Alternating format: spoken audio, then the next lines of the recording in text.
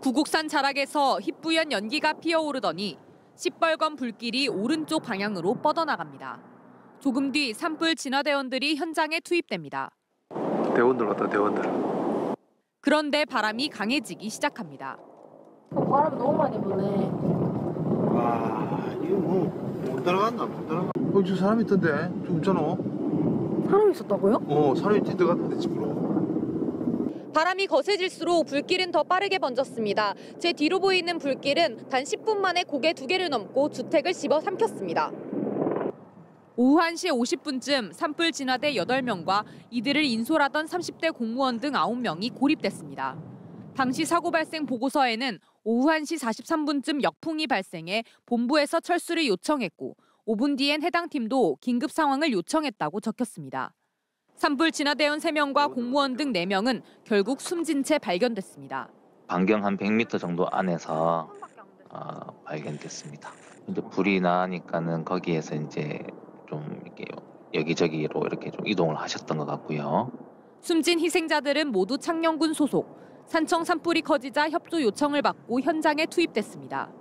인근 시군에 다 오래 있기 때문에 인솔도 있고 가면은 대충 구두로 들었을 때 진화 방화선 구축하는 이런 내용도 안타까운 사고에 대해 공무원들은 전문적인 훈련이나 특수 장비가 부족한 공무원 투입이 문제라고 주장했습니다. 대형 산불인데 이게 올라가서 끌 수가 없어요. 진화에 투입되어도 장비라가 딸랑 방염 잠바 하나밖에 없습니다. 낯선 산세나 지형 지물에 익숙하지 않은 탓에 고립됐을 가능성도 제기됐습니다. 산이 어떻게 구성이 되어 있고 어디로 가야 이 불길이 어떻게 갈 수 있고 하는 그런 것들에 대한 이해는 산에 대한 이해가 좀 필요한. 경찰은 숨진 진화대원들과 공무원이 안전장비를 제대로 갖췄는지, 사전 교육과 지시사항이 적절했는지 등 조사에 나섰습니다. MBC 뉴스 이선영입니다. 제가 있는 곳은 산불 지휘본부 앞인데요. 조금 전 빗방울이 떨어지면서 모두가 기대를 걸고 있지만 여전히 긴박한 분위기입니다. 어젯밤 기준 71%이던 진화율은 다소 떨어졌습니다. 실제로 제 뒤로 보이는 본부 뒤편 산자락에도 불길이 계속 번지고 있습니다. 조금 전 일출과 함께 헬기 36대가 진화 작업에 들어갔습니다. 산림당국은 지상진화대 2,400여 명을 투입해 밤샘 진화를 이어간 데 이어 오늘 가용 인원을 총동원해 죽을 잡기에 주력합니다.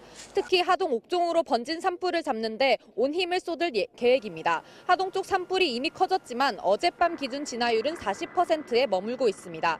다만 동시다발적인 대형 산불로 헬기를 비롯한 장비가 분산될 수밖에 없습니다. 나흘째 계속되는 산불로 진화대원들의 피로도도 높습니다. 무엇보다 바람이 변수인데요. 이미 어제보다 바람이 강해졌고 예보상 시간이 갈수록 더 강해지는 것으로 예상됩니다. 이틀 전에도 70%까지 올랐던 진화율이 강한 바람 탓에 25%까지 떨어지기도 했습니다. 현재 산불 영향구역은 1,379헥타르, 모두 45km의 산불 구간 가운데 13km는 여전히 진화 중입니다. 인명피해도 큽니다. 창녕군에서 파견된 공무원과 진화대원 9명 가운데 4명이 숨지고 5명이 부상을 입었고 주민 1명이 연기를 흡입해 치료를 받았습니다. 산청과 하돈 주민 1,000여 명이 화마를 피해 대피소에 머물고 있고 주택과 암자를 비롯해 46채가 불에 탔습니다. 창녕군은 오늘부터 27일까지 4일 동안 창녕군민체육관에서 희생자 합동 분향소를 운영합니다. 산청초등학교와 덕산초등학교, 덕산중학교, 덕산고등학교 등 총 4개 학교는 오늘 하루 휴업합니다. 지금까지 경남 산청군 산불 현장에서 MBC 뉴스 이선영입니다. 산기슭에 자리 잡은 주택들이 검은 연기에 휩싸입니다.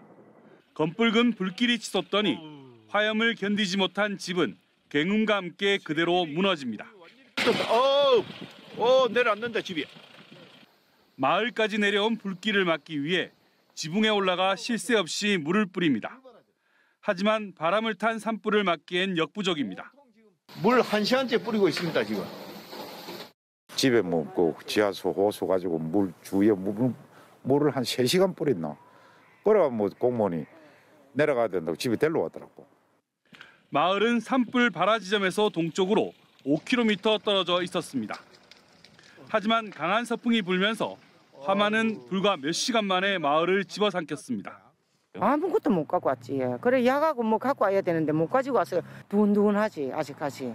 놀란 가슴이 그대로 있는 것 같아요. 다시 찾은 마을은 폐허로 변했습니다. 화염에 휩싸였던 건물은 뼈대만 남은 채 위태롭게 서 있습니다.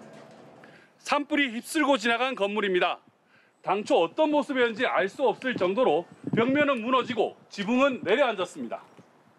잔해 곳곳에서 연기가 새어나오고 쓸만한 물건은 거의 남지 않은 집도 있습니다.